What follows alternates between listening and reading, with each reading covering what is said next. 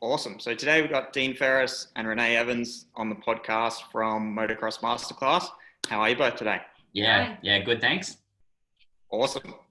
So I see you've been on the road the last week or so. How's that been for you? Yeah, we've been on the road for a week and a half. We realised that the Queensland state was going to lift the restrictions with the COVID, and we've intended to do a coaching trip. So, and we're going to do it after the MX Nationals, but at the moment we're not sure when that's going to happen. We have a lot of free time right now. So we pretty much packed up the van pretty soon. I went via my brother's house and we finished, we got a Sprinter van, finished decking that out, and we got on the road, and we've got some masterclass members all around Southeast Queensland. So we started a bit of a loop and then just kind of following our nose. We're getting a lot of requests to get some coaching done. So we've kind of gone off track here and there.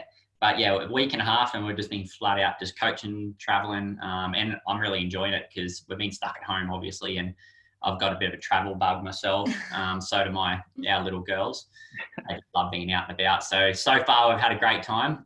We have been Goondiwindi, Roma, Dalby. Now we're in Kingaroy for the weekend, and we're fully booked for some coaching this weekend. Yeah, awesome. You're right. It would be good to get out after being locked down for a while. Get on the road. Yeah, for sure. My whole family's been locked down. I've still been able to get across the border to Queensland, and I've been helping out at Raceline quite a lot in the shop, hands-on, getting to know the business in and out, traveling and going down to Newcastle. We shut down that workshop. So Raceline is all now at Gold Coast. So I've been helping out with some logistics and stuff like that. But even if I sit at home for a weekend or a week, I'm like, oh my God, this is too much for me. I love home, but I also love getting out and getting amongst it. Yeah, he goes stir crazy, so we need to send him outside. Well, when you've raced, you just get used to going somewhere every weekend, don't you? Yeah, definitely. And in this time, it's made me realise, like, oh my God, I love travelling so much. And I wouldn't say I took it for granted, but I'm very grateful that for the last 13 years being a pro, all I've done is just race, travel, race and train. And even practicing, you go to a different track every day, mostly when you're just practicing all week. So it's a pretty awesome job, really good lifestyle, and being stuck at home wasn't for me. So we're out and about, living to our highest values still. Yeah, nice. So I'd love to get into the Motocross Masterclass stuff for sure. But first off, can you maybe give us a quick 5-minute bio, where you both started and how that journey sort of led you to what you're doing today? Yeah, well, I mean, the journey really started probably in 2015. I was in Europe, and at that time I was pretty fast. I'd won a Grand Prix already. I was really fit. I'd learned a lot from my trainer, Guy Andrews. I just knew there was a missing piece of the puzzle, and that was the mindset, the psychology of racing. While I was over there, I did some work with a sports psychologist, only a few sessions, and he just changed my mindset. He started giving me some tools for winning. And I didn't even know there was a mindset game up until then. And I know even in the Grand Prix, amongst the pack of wolves, I was improving out of sight just with these few things he gave me. And then at the end of 2015, looking back, it was the end of my big journey overseas and racing internationally. I intended to go back, but we'll get to that later. And I wanted to come home and I wanted to learn how to win, because before I'd left for Europe, I'd never even won an overall at an MX National. I just took off and thought I'll learn it along the way. And 4 years into my international trip, I never actually learned how to win. I won a Grand Prix, but didn't know how I did it. Just all my stars aligned. So I come back and I rode for, the best team at the time with CDR. It was perceived to be the best team, and it was a great team, good group of people. And yeah, I just put in lots of work. There was some tough times in 2016. A lot of people realised that there was a turning point there, because I was kind of in around the top guys all the time, but I was making mistakes. And then at Wanneroo in WA, I had a big crash. I lost like 35 points in the championship. And I remember saying to myself, that's it. I've got to stop this shit. Like, I can't keep hitting the ground like this, like all the time. Because up until then, I've been, I win it or I win it. and literally that could happen in a day. So Renae quit her job. So Renae quit her job, moved in, on the and spot. we started working full time to fix it. Yep. And then from that was the mid-season break, and I knew there was a mindset game. I knew I had issues with my mindset, and we worked on it. Renae's been really interested in psychology ever since I remember being 3 years old and trying to ask, like, why do we do what we do? And I just never stopped asking that. And it's been a huge, huge interest of mine, human behavior, psychology and sociology, and just trying to understand exactly that, like why we do what we do. And, you know, I watched Dean have that crash, and he won the first race by like over 30 seconds. No, I don't think it was 30, but it was a lot. I was dominating in WA. It was like crazy amounts he was winning by. And then we come into the last moto and he was in second. All he had to do was wait a couple of lines. He was faster, he was fitter. For me, it was just basic, you know, logical. You just wait for a pass and you just do it. But I watched his emotions change. I watched his emotions take him over, and he just lost his shit and just landed on top of Gibbs. And, you know, I was just like, what are you doing? And so I was like, okay, we've got to fix this. So yeah, from that moment on, we like Renae was studying psychology, and I was kind of piggybacking off what she was doing while I was training and doing my program. And from that moment on, I never in like 3 years dropped outside the top two. It was like 50 something motos in a row. So I really got my shit together. And then from there on, we improved it, you know, like 17 and 18 were really successful years for me. Yeah. So we really did figure out the mindset, and I kept improving with my body. We kept improving, you know, you keep learning about the bike every year as well. So we teamed up together with that. And then in 2019, I dropped everything and decided, all right, we've got the tools. Let's go back overseas, make it happen. And it didn't work out. We're over there just flying by the seat of our pants. And now that I've got a young family, it's not really how I want to roll. And when you're in your late 20s, trying to do it for free is, you know, that's not the idea of building up your career to the point where you can make good money doing it. Wasn't really enjoying it. It was just a struggle. And then I remember on the flight home from USA, it had dawned on me that I was too old. You know, being in my late 20s, when there's a guy at, you know, equal ability to me, they're going to take the young guy because they can work with him for a long time. So I realized that I was too old. I was 26 by the time I worked out how to win. Did some winning, and then I was 28, 29 when I was in USA. And it's kind of at the later end of the career that the teams would see. So on the way home on the flight, I said, Renae, because we had this idea about building a masterclass and sharing our knowledge together, because Renae was really helped me with the mindset, and we realized that we could make an online program to help more people, because sure, we could take someone under our wing, but like 1 or 2 students, and that's a full-time job. But we wanted to share it with everyone because it's such a void of mine. Like I searched long and hard from when I turned, you know, 15 or 16 and wanted to make this a career, and looking for the information that just wasn't out there. A lot of the ex-racers, when they finish, they go off and do something else, and they don't share the knowledge that they worked so hard to find. And because I was so interested in why we do what we do, I was just drilling him and constantly asking, okay, well, why do you do that? And I quite like riding as well. I raced a lot when I was younger. That's how Dean and I met. We raced sunny states against each other when we were like 14. And so, you know, I was watching things he was doing, and I was constantly asking, why do you do that? And how do you do that? And, you know, basically we were able to identify a lot of things and understand the why behind everything. And that's what I believe has helped. Yeah, and I would say I was 75% the way there with the mindset. But when Renae studied it, and like I said, I piggybacked off what Renae is learning, I learned a lot about myself, because I learned things through trial and error, just through, you know, 9 or 10 years of just, all right, well, that didn't work because I just crashed and I hit the ground, or I got injured. I'll try it this way and I'll try it this way. And like I said, I was most of the way there. I just needed the final pieces. And I didn't actually know that winning or sports psychology was a science until we went and worked it out. And we worked it out. But then, yeah, like I said, it took me 10 years to work it out on my own, just through trial and error. And it was 26 before I won the championship or a race. And when I realized like this all took too long, I really wanted to make this program. We wanted to make this program so the next generation don't have the same problem. Like if they've got the speed and the ability and they can learn how to get fit, which we teach as well, we can give them the mindset, we can give them the whole package and some direction, all in one spot. And if they're going places or they just want to improve to whatever level they're capable of or they want to achieve, we're there to support them with that. Yeah. So I'm really helping the young me is what I'm doing. You know, if I had this, this knowledge when I was 10 or 15 or even 20, it would have made my journey a lot smoother. And who knows where my career might have gone, but I never say if, buts or maybes. I'm really happy of what we're achieving. This all happened for a reason. We're really pumped about the Motocross Masterclass, the students we can help, the students we are helping. Yeah, it's really enjoyable for both of us. So the way that the masterclass works is that when a member signs up, they get access to our online dashboard. So we've built a video school. So we've got over 15 hours worth of video content and tutorials covering all of the different things. So basically we like to think of ourselves like the glue helping people put it all together.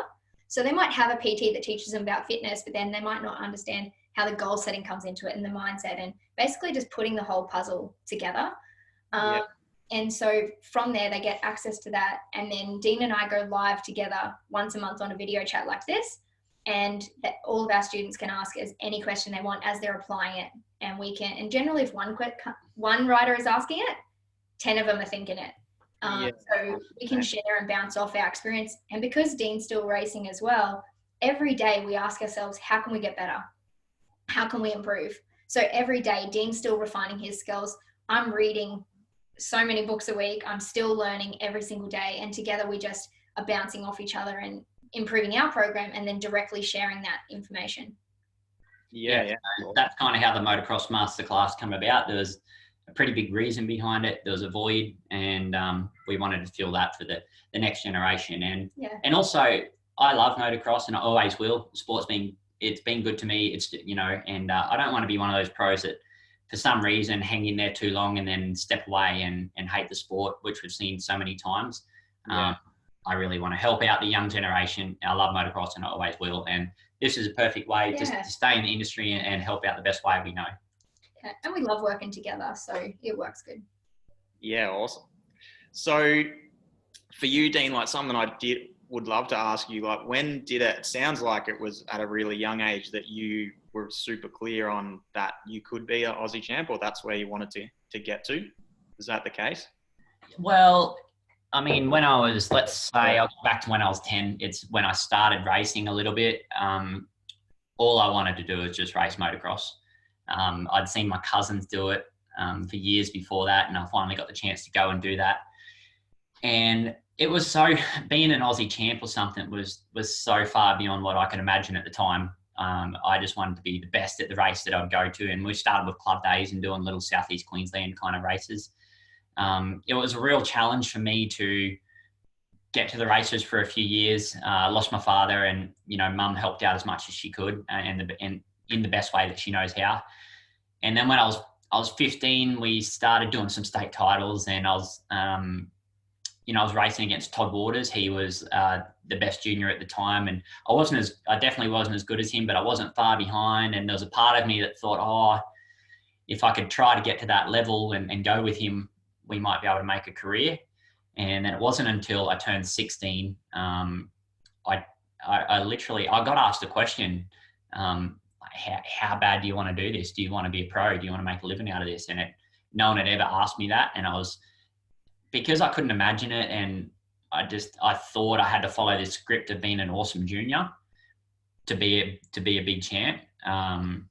And I wasn't like an awesome junior. I thought I had to do that, and it really scared me. And I thought, I lost sleep one night. I just thought about it. And I woke up and I just said to everyone, I want to be a pro motocross rider.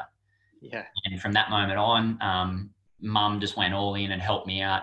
And I started training, pulled out a pen and pad, and went, I got to get fitter, I got to get faster. And literally my career took off. I did. I found people that could help me get faster. And I was looking for knowledge the whole way along. So literally I was 16, and it happened in just overnight. I decided I want to be something, and I'm going to give it a go. And from then on, I just, I worked out how to get fast really, really quick. I found that was the easy part. Go fast on a bike. I managed to win a few motos in MX2 when I was 17. Never won the overall, but I was fast enough to win. But like I said, I was either win it or bin it. So, and that went on for about 9 or 10 years before I worked it out. But yeah, at a young age, all I wanted to do was ride motocross. And when I realized it could be reality, I was 16 years old, and then I just went for it.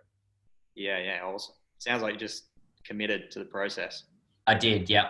It was full commitment. That's what it was. And something we often talk about is that when the why becomes big enough and the want and the desire, the teacher turns up. So, you know, when he was kind of fluffing around and not really, you know, still enjoying it and doing it properly, but not really committed that that's going to be a career, there was kind of a few people. But then as soon as he committed, all of a sudden that determination, that the drive shows, people see, and then all of a sudden the right kind of trainers and different people entered his life and was able to help him step it up. And then, as you know, you slowly outgrow different mentors, and then you get another one. And yeah, the teacher always turns up when you're ready.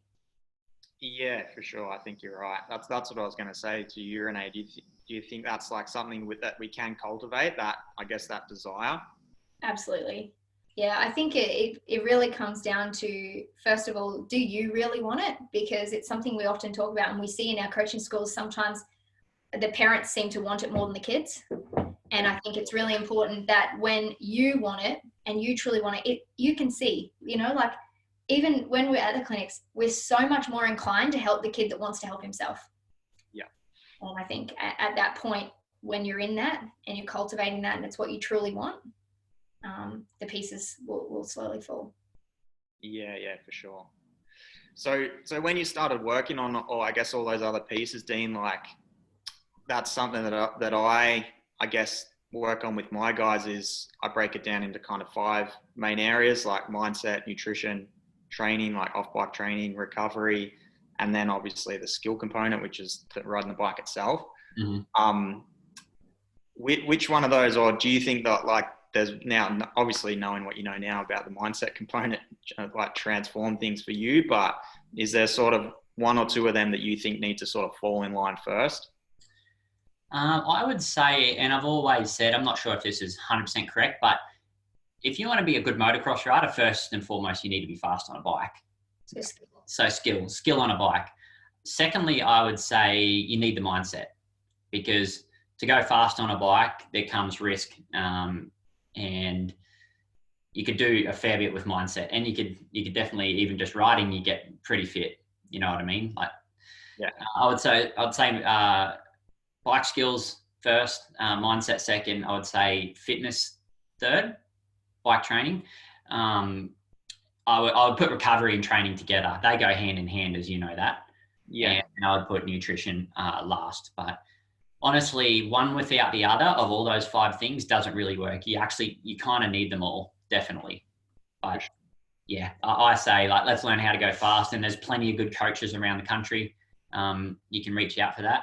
And then, you know, plenty of people like yourself that are teaching how to get fit. You can even go to a gym and you can get somewhat fit, you know what I mean, just from a PT, even though it's not that personalized.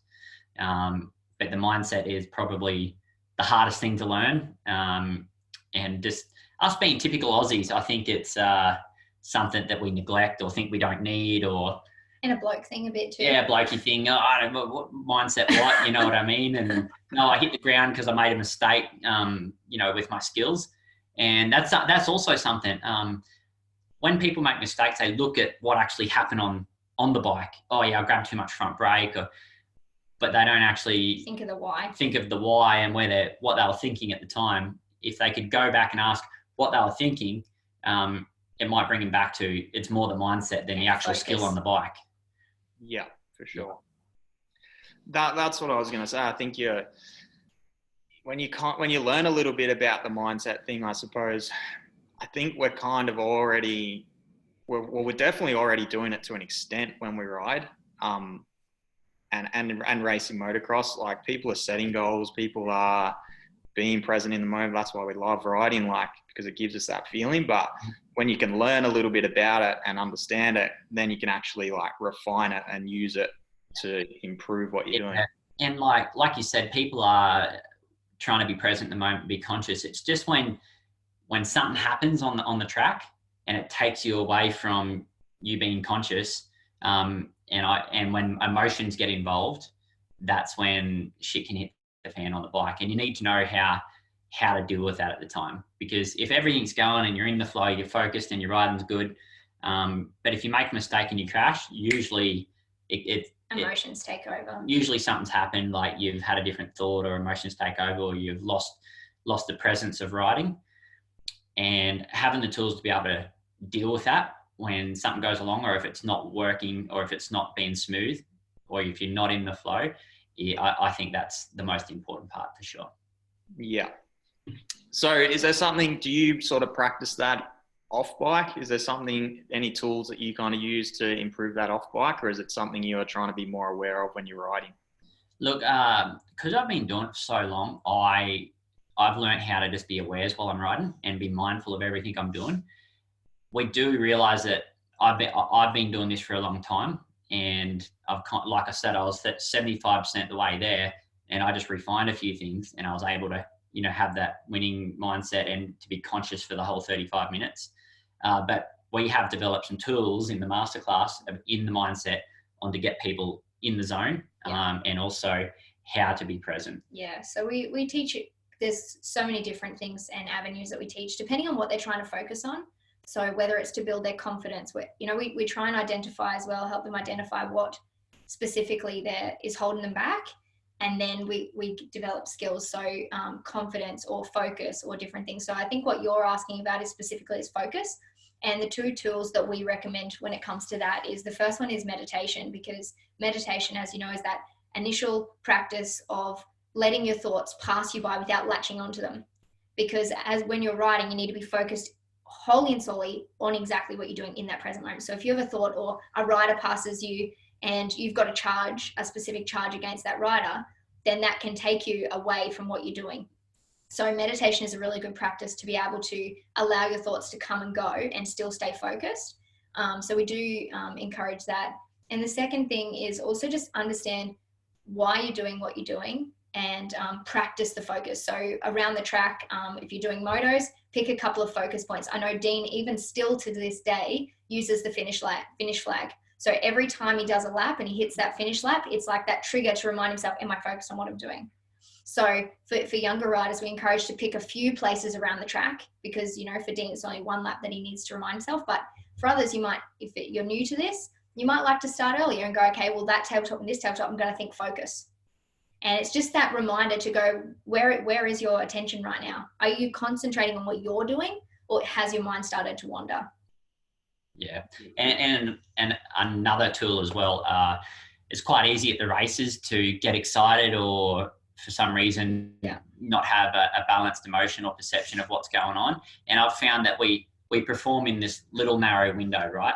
And if you're too excited and too elated and you've got a lot of adrenaline, you'll be above the window and you won't perform. So it's a performance window. So when you're above that, I've got some breathing exercises and tools to bring yourself back down into the window where you can perform. This is done just before the race. And also, if for some reason you're deflated, which can happen, because if people get too excited the week leading up, we had a masterclass student say that's happened, then at the race he's so deflated, or if something's happened, or they're sad, or whatever it is, I've got a way to, use your breath. Yeah, use some breathing exercises and to get yourself pumped up so you're in that performance window. And that's something that I've had to do at the MX Nationals myself. Usually I'm too excited when I'm getting out there, and sometimes I've had to, I know that I'm a bit scattered if I'm too much adrenaline, or something's happened, or if the championship's on the line. So I've really had to bring myself back down in the window and calm myself down. And on one particular occasion, I had to G myself up because I'd won the championship early. I went to the last round, and a bit too relaxed. The purpose was like the championship, and I'd already got that. So I had to G myself up for the race, because I knew, like, I'm not going to perform if I go out here and I'm yawning on the start line. Yeah. So I got myself a little bit G'd up, got myself back into the window, and I was able to, perform it to the best of my ability. Yeah, awesome. Yeah, I like that. That's some good little takeaways there for people. I think you're so right. Like, just being able to be aware of when those if we call them emotions, or we feel like we are out of that window of being fully present. Mm-hmm. And then the breath is such a simple tool that we can use anytime to sort of bring us back where we need to be. Yeah. Like it kind of sounds so simple that it's too simple, but it's just, it works like 100% of the time. Yeah, literally, as you would know, it sounds like you teach it as well, but it only takes 2 minutes of your time. Yeah. And, you can find a quiet place in your van if you don't want anyone to see you. I'm more open. I don't really care how I look or what I do around the, but yeah, it could feel a bit funny to start with, if you're in there doing like meditation work, but honestly, if you want to be at your best, it's some simple little tools. You don't need anything. You just need the presence of mind and some breath work, and you can go out there and ride a lot better than what you might have. Yeah, and some people use trigger words or all different things. So it's about, it's about building a habit, and every habit starts with a trigger, which generates, an emotional cue to make an action. So if you want to get the result, you always have to start back at your thought, which often comes from a trigger. Yeah, cool. So confidence, that was one thing you mentioned there, Renae. Like that, obviously confidence is a massive part of going fast on the dirt bike. Absolutely. And I'm sure, Dean, like you said, you had that, I think perhaps 2017 when you had those amazing string of results, your confidence would have been at an all-time high then. So I'm sure you've experienced it to perhaps the highest level. How do you kind of define confidence, and how can we cultivate it? Well, it's something you need to get confidence in increments. It's baby steps. You know what I mean? You can't just get confidence overnight. It can't be faked. There's some people, when they're trying to fake it, they're trying to overcompensate by talking a big game or puffing their chest out or, putting other people down. That tries to make them feel good. But it doesn't work. But true confidence just comes from, all of these things that you work on, the mindset and the bike skills, your nutrition, your rest and your training. And you just build every day. Like if you were to wake up every day and say to yourself, I want to improve a little bit. I want to improve towards something, do something towards motocross. And every day you do, that's what builds confidence. It can be shattered quite easily if something goes wrong. But the idea is you just want to keep improving every single day. Look, I've been through the lowest of lows and highest of highs, if you look at it like that. But I think, true confidence comes from a lot of work, a lot of discipline, and getting results, because I don't think you can get confidence at a practice track. It's kind of fake. You don't really know where you are until you're at the race, and just keep baby steps, keep moving forward. But talking about getting confidence, it's something that you have to control. Because when you start winning all these races, you could easily get complacent. And the moment you do that on the bike, some reason it bites you in the ass. It's happened to me too many times before I had the knowledge and the tools of how to control that. And that's why I could win or be in it. You know what I mean? Yeah, that's what we're saying. Confidence is the same, just like the performance window.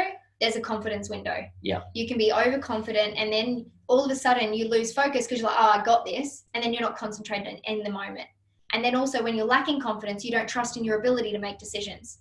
Confidence affects your ability to make clear decisions. So when it comes to confidence, we talk a lot about making sure that you've got confidence in your bike. So not just leaving it up to somebody else, actually know and pay attention to what you're doing, setting up your bike, have confidence in that.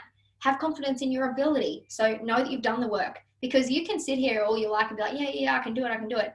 But unless you actually do the work, you internally know that. And your subconscious is what's driving you on the day. It drives you way more than your conscious mind does. So no matter how much you say one thing, you need to follow through and act with it. So it's really important that people are doing what they're saying and not just talking a big game. Yeah, I love that. Yeah, confidence is definitely something you've got to learn how to deal with. That's for sure. It's not you just get confident and it happens easy. Yeah. You face new challenges. There's challenges with everything that you do, and that's how to harness it and use it to your advantage. Probably one of the single biggest advices that we can give when it comes to confidence is if you are focusing on improving and not trying to prove yourself. because the moment you attach your self-worth to the outcome or the result, your confidence is going to oscillate like crazy. You're going to be going up and down, high and low. But if your focus is on constantly improving and getting better yourself every time, then you can continually keep building your confidence, as opposed to having it up and down like a yo-yo, you know. But the moment you put it on an outcome and attach it and be like, I've got to prove myself, I've got to prove I'm better, I've got to prove this, we always can tell the riders, the moment they start focusing on proving themselves, that they're in for trouble. Yeah, and I want to say the biggest part of confidence is having those skills, like, you know, sports psychology, mindset skills, to be able to do something with the confidence. Because otherwise, you'll never be truly confident. You'll be like I used to be, and then, you know, win one and then crash one, and you never actually get that confident because you don't know what to do with it. So to be able to harness it, you need some mindset skills. Yeah, that's awesome. I think that's cool you mentioned that, Renae. Like it's important to realize that our results, like our results don't define who we are. I guess it's something hard as an athlete. Yeah, it's hard as an athlete, because as an athlete you want to win. Yeah, and it's like, it's for me, as I was studying this and learning it, I found that one of the hardest things to comprehend as to how to work that. You don't want to pull that away from them, because it's like we've got this inbuilt nature to want to be the man, you know, you want to be the top dog, you want to be, you know, we've got like this, especially men, you know, you've got this alpha male thing that you want to show.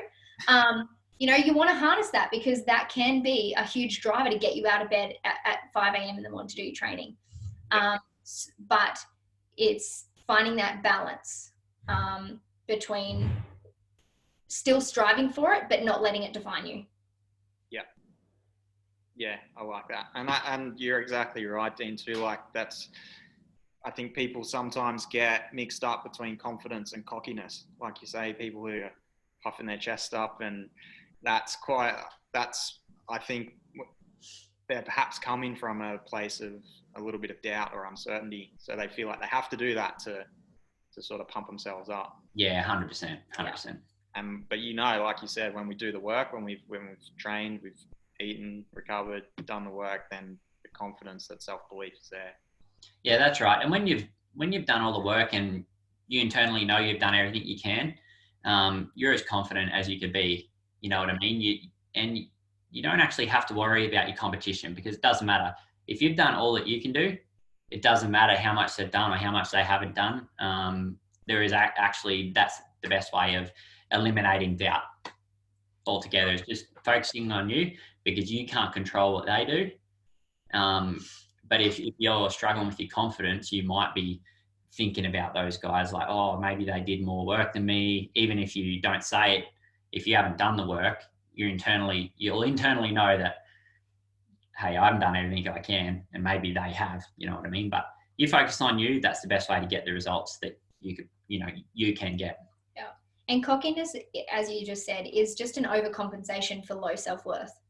Because every single champion that I know and that I've studied and looked at, the last thing they want to do is put other people down. They just want to lift people up, and they want to enjoy where they are. Yeah. The people that we hear that are trying to fully put people down or be all, you know, macho and overcompensating, you know, if you look within, they actually are just compensating for their low self-worth, and as opposed to being balanced. 100%. Yeah. The old world is a mirror thing. Yeah, yes, exactly. Very true. So you touched on it there just briefly before, Dean, but challenges, like how do you kind of frame them? Like obviously in anyone who races, we're going to face them, whether it's an injury or a bad day at the track. Like how do you reframe them and use them to actually, I guess, progress forward? Well, just know if you're facing challenges, the challenge is there to challenge you to move forward. There's no point bitching and moaning about it and pointing fingers and say, oh, this sucks. The best way to deal with it is just head on, use all the tools you got, because, you know, if you get beyond that, you're moving forward in your career. And no matter what, there's this, you're going to have support and challenge. There's an equal degree of it. We won't go into too much detail, but no matter you get beyond that next challenge, there's another challenge, and then there's another challenge. And it's like with everything in life. So like even when you for myself, when you get up there and you're winning a lot, like I had been in the past years, there is still a lot of challenges, like the same amount of challenges that as the guy that's getting fifth. There's just different forms. They just come in different forms. Yeah. There is always challenge. So just don't worry about it. Just take it head on. It's the best way to get through it. And that's a really good indication of, we mentioned earlier about your why and how important it is to you, and if you're doing it for you or if you're doing it for somebody else. When you're doing it for you, you embrace challenge equally as you embrace support, because you know that it's helping you get better. But when you're doing it and you're doing it for somebody else, or you're doing it for the wrong reasons, you will find yourself constantly needing external motivation, and you'll be like oscillating between seeking pleasure and avoiding pain all this time, and it's this constant battle. But you know yourself, like any motocrosser, if you go out and you win a club day, or then you go and you look for the next challenge, you look for a harder race, you might go to then a sunny state or a national level, because you want challenge, you want it to keep pushing you to get better. But when you're doing something that you don't like, you try to avoid challenge and you just want the good. But there is drawbacks and benefits with everything. Yeah. And not just racing in general, but like for myself to have the years and the seasons like I done, I know the effort that it took and the challenges that I faced to put in that effort, because I knew, how much I had put in to go and do that. The challenges that we went through were they were really big. Yeah. For sure. It's never that easy. But that's what makes Dean who he is today. We've looked back over the hardest times in his life have been what have given him the most growth. And so that's where it depends as to what are you looking for. Are you looking to talk about how good you are at racing, or are you actually looking to be good? Because to be good, you have to face challenge and use that to toughen you up and get that next level better. Yeah. I think that's a great thing that you can pass on to the younger generation, for sure. I wish I had learnt that earlier on in my life. Yeah. Made a big difference. Yeah. Yeah. Just looking for the benefits in it. Okay, well, what can I learn from this? What are the opportunities here? Because with every challenge, there's opportunity. There is no challenge in your life, no matter how big or small, that doesn't come with an opportunity. Yeah. And just knowing there's another challenge on the other side of the hill that you're going up. I feel like we all should learn that when we're very young, because you're like, oh, if I just get over this hill, it'll be sailing, But that doesn't exist. It doesn't exist really, except for, I want to say training, when getting fit. And you might relate to this. Obviously, you're right into your fitness and you'd be at a very high level. But I always tell my students and the people around me that want advice, it's like fitness or getting fit is like this massive hill. And then if you put in long enough, it starts to like plateau and it starts to get a bit easier. It's like, you get to that level where it all starts flowing along. It snowballs into something great.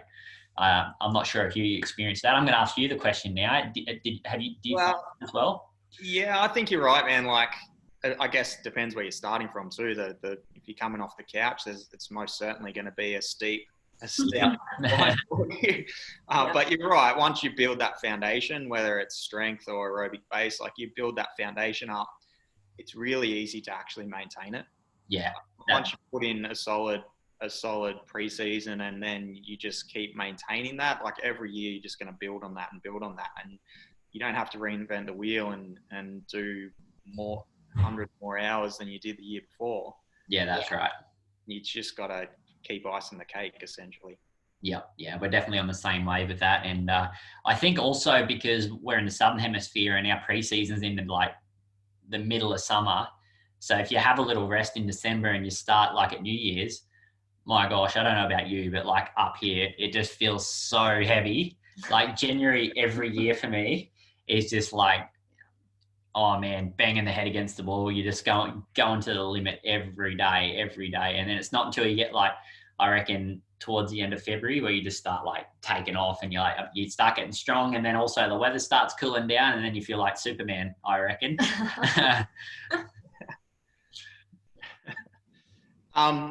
So obviously the riding technique's a big part of what you do too with the coaching, and you're obviously one of the best riders we've got in Australia. So how much of an importance do you place on that like really just dialing in your fundamental riding skills? Just as much as everything else, definitely, to an equal degree, I would say. But like I said, it's probably most important. If you want to be a good motocross rider, you got to be fast. So you got to learn how to do it. You definitely need a good technique to make it to the highest level. Secondly, it keeps you safe. You know, if you got good technique, keeps you safer, definitely. So yeah, I put a lot of emphasis on it. And there's a big part in the motocross masterclass about the skills. And the foundations, what I think we saw as, you know, with like the wheels and stoppies and stuff, how you're doing the base work, the base technique. Yeah, definitely. And with the foundations, like you said, I think they're very, very underrated. Like you can, just with a flat paddock, you can learn how to ride a bike incredibly well just through some basics, like how to use the clutch and how to get feeling of all your controls and balance on the bike, you know, through slow riding, monos, skids, things like that. It's something that I really stress at my school, and I want my students, I show them the skills you can do very slow, just some, you know, mudguard scrapers and things like that. Normally at the end of the day, they're more blown away with that than, you know, cranking through a rut really fast, because those foundations is what gives you that control when you do go fast. So I do make sure that I stress that to the students when I'm actually out on the road coaching. And yeah, I've got a whole section in the masterclass just saying you need to do a lot of this. Not to underestimate the power of the basics. Yeah. And the foundations, just like your fitness, you know, when you've got a big base, that, you know, you can take it further. Yeah, I think it's something I've learned later in my life that I didn't practice when I was racing, but it is like your fitness. Like you don't have to go out and try and go balls to the wall every time you're on the bike. Like you can have a session that's lower intensity and just focus on refining those skills. It's still going to be like a huge benefit to your riding. Yeah, and let's go back a little bit when you asked me when I decided to become a pro. I just happened to stumble across this really good coach, and all we worked on was skills and drills. Like I never did a moto all year, and this is when I was in the under 19s, and my speed just took off. I don't just do skills and drills now when I'm older, because I have such a purpose of going out there and being fit, and I'm definitely more conscious about, you know, my riding, and I've built those skills up for so long that it's actually just natural for me to have use the technique and the skills that I've learned. Yeah. But yeah, the quickest way to get fast is just work on your skills, 100%. Like, because there's no point going out there and doing a moto flat out without, you know, improving. Yeah. You know what I mean? Like you can go ride all day, but if you're off with the Ferris and you're still doing what you were doing yesterday, the chance that you won't even get better. So 100%, yeah.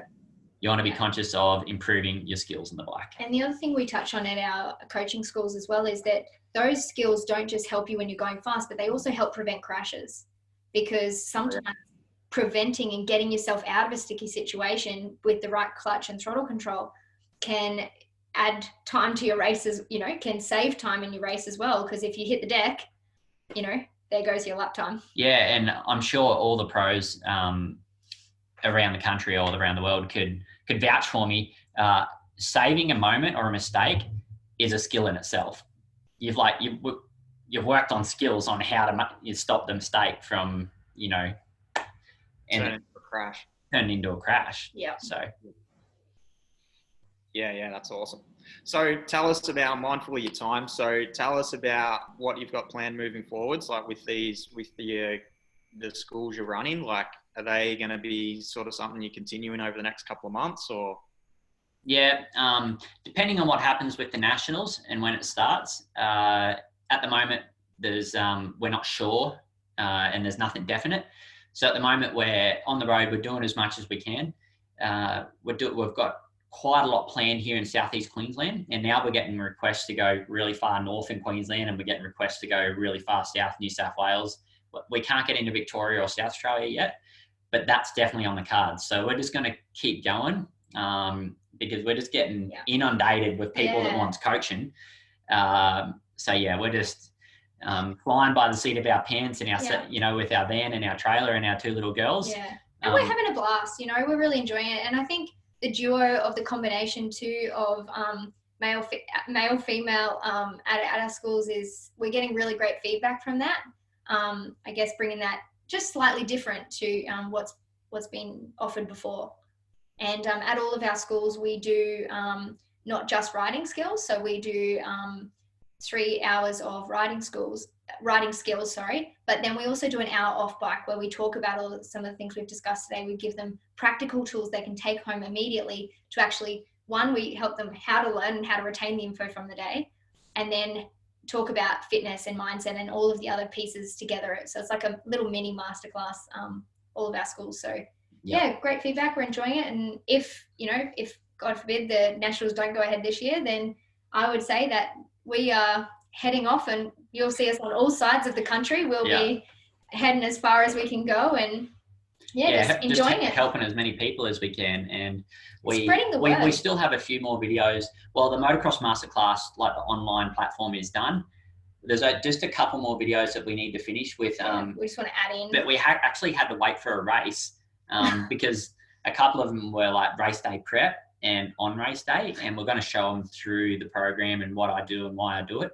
But apart from that, the whole thing is done and ready for people to go. And we're just going to gradually, as we identify what people need, we'll just update the videos and like a lot. Like so far on this trip, because I've been doing it so long, sometimes you take for granted the little things that you know. And on this trip, I've been writing them down because some people will be like, "Oh, why do you do this?" And I'm like, "Oh, I need to put that in the masterclass, for the people that don't know." And even I had a kid ask the other day, like, "How do you get the wire on the grip? It's so nice." And I'm like, "All right, well, I'm going to have to do some more videos on, bike setup and stuff." I have quite a few there, but I'm like, well, I didn't do one on how to make the wire on the grips. So nice. And some people want to know that. So it'll never really be finished. We're just going to keep updating and put more stuff in. But it's something we hope to carry for years on, We, like I said, we thoroughly enjoy travel, and our half day schools work great because we get up, we do half day schools with everyone, and then we get the afternoon, we get our training in, and we travel and we take the girls around, we see different things. And we've also been we've been in talks now with some of the schools about maybe even going in and doing some motivational talks with the kids at schools in the midweeks. So who knows where it'll end up and take us. I ended up doing a public talk while we were in Roma. Just a bunch of locals came, and I did a talk on personal development and lifestyle and mindset. So it's really fun.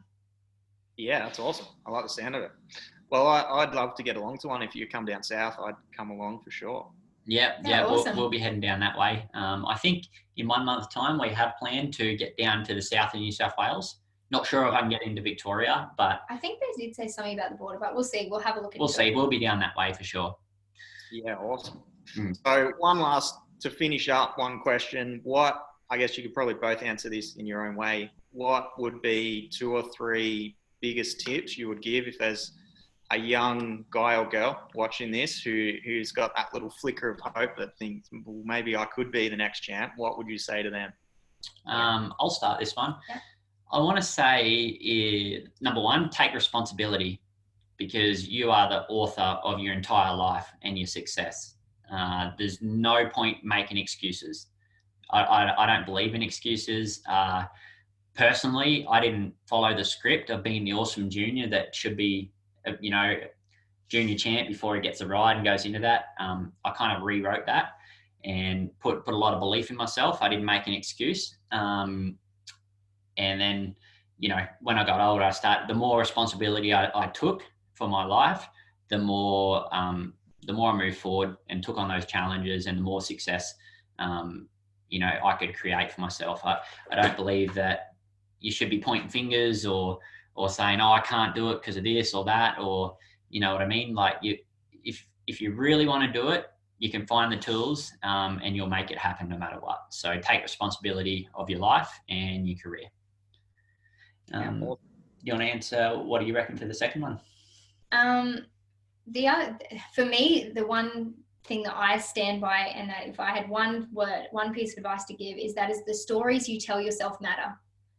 So the way that you talk to yourself, and the way that it kind of piggybacks a little bit onto what Dean says, take responsibility for your own life, but the moment you give away that power and you start blaming other people or using excuses, you're giving away your own power to fix it and to take control. So, you know, the language that you use, the way that you talk to yourself, instead of saying, I can't yet, because everything can be learned. And, you know, when an event happens, and we touched on this a bit earlier with challenges, when a challenge comes, instead of saying, why me, say, how can I use this? You know, and, you know, I can't do this, I can't yet. And what can I do with this? And, you know, everything is on the way. Nothing is ever in the way. Everything is always on the way. So the stories you tell yourself matter. And I got one that'll piggyback onto that. And it's because you talked about the way you talk to yourself, but it's also very important that the people that you hang around. Something I learned from my trainer, Guy Andrews, years ago, when I asked him for the best piece of advice that he could give me, it was like, he said, if you want to be above average, you want to hang around above average people. Yeah. And it's so true. I've seen it in everything that you do. You know, successful people hang out with successful people and talk about being successful. And I've found that in my life. So make sure you hang around the right people that, you know, that's going to help you, you know, achieve your goals. And to piggyback off that again, as you're hanging around with more successful people, you start thinking and talking differently. And the key difference between the most successful people and the people that are still struggling and trying to work it out is that the successful people think differently. They, you know, they're looking for answers and solutions rather than talking about their problems. You know, you don't hear a champion say, poor me. Yeah. You know, so you can enjoy that and you can get benefit from it, but you're not going to move ahead. So skip all the excuses and just thank you. Thanks for the challenge. Let's go. Yeah. I love that. You're right. And successful people love to help other people. Exactly. Exactly what you guys are doing. So. And you get ideas. You get different ideas. You have different conversations. You know, you might get one seed from a conversation that you're like, oh, and then that'll create another opportunity and another opportunity. Yeah.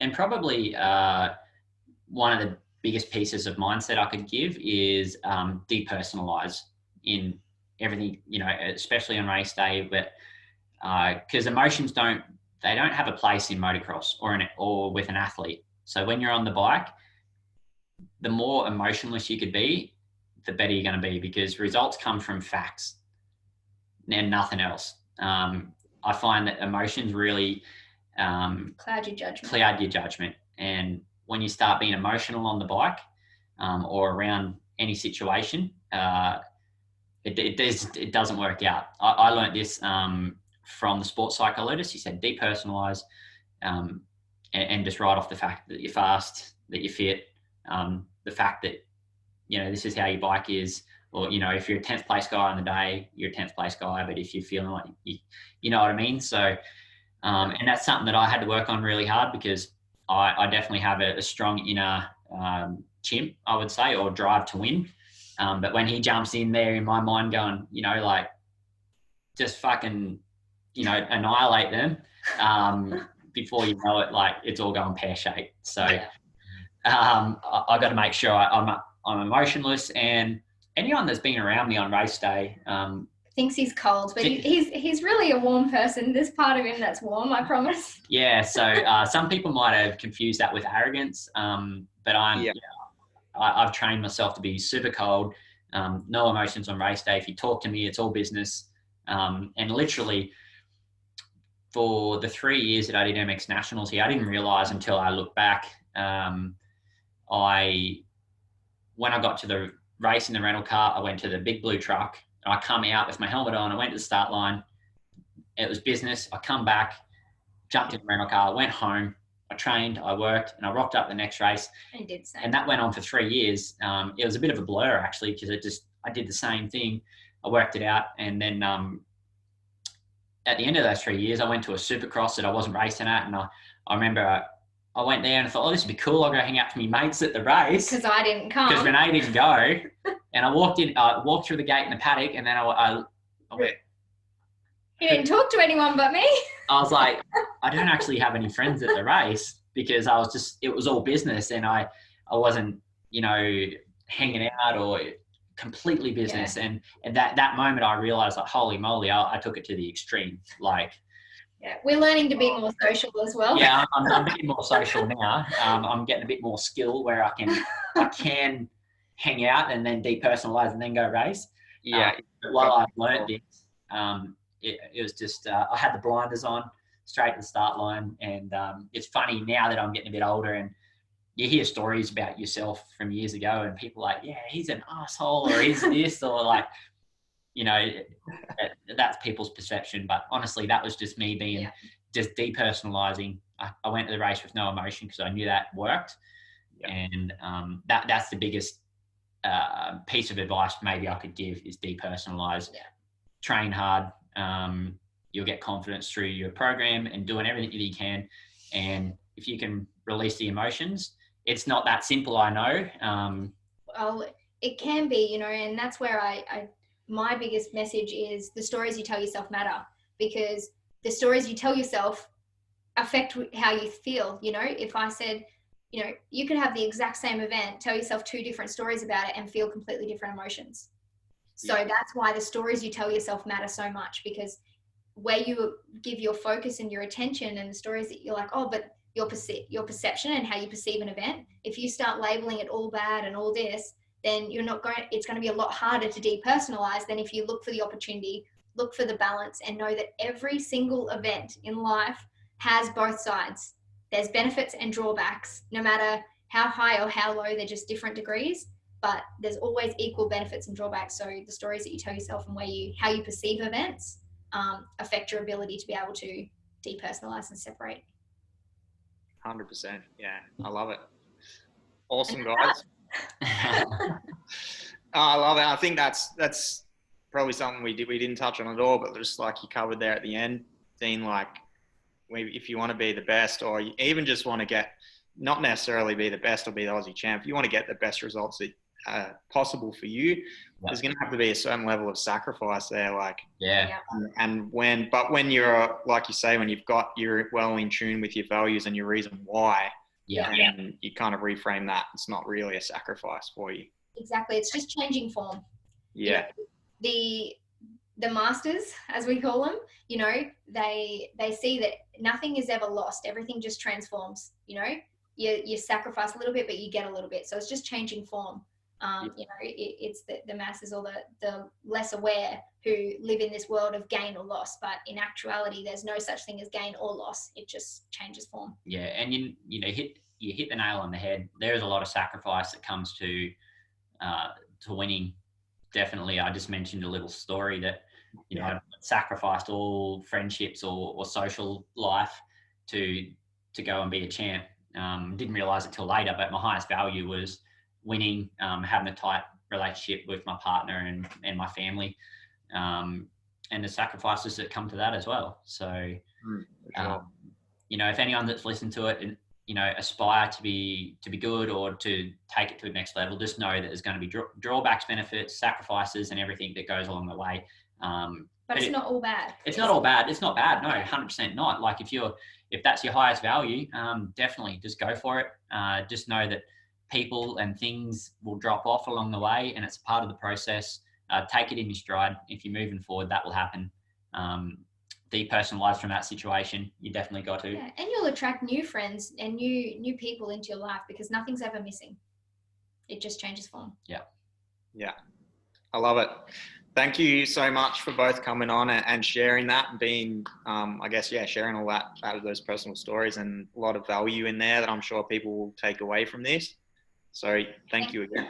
Yeah, no, thanks for organising it. I think it was a good talk, actually. Thanks for getting us online. Like we said, we really want to help the industry and help people, and it looks like you do as well, for sure. We like what you do, and we follow your page as well, and for sure, we love that there's more people out there that are sharing the message and the vitality of putting the whole picture together and not just focusing on one pit, because you can't make it as a champion with just one piece of the puzzle. Yeah. So thank you as well. We appreciate it. Awesome. I appreciate that. Thanks, guys. All right, Ben. Have a good day. Bye. See ya. Bye-bye.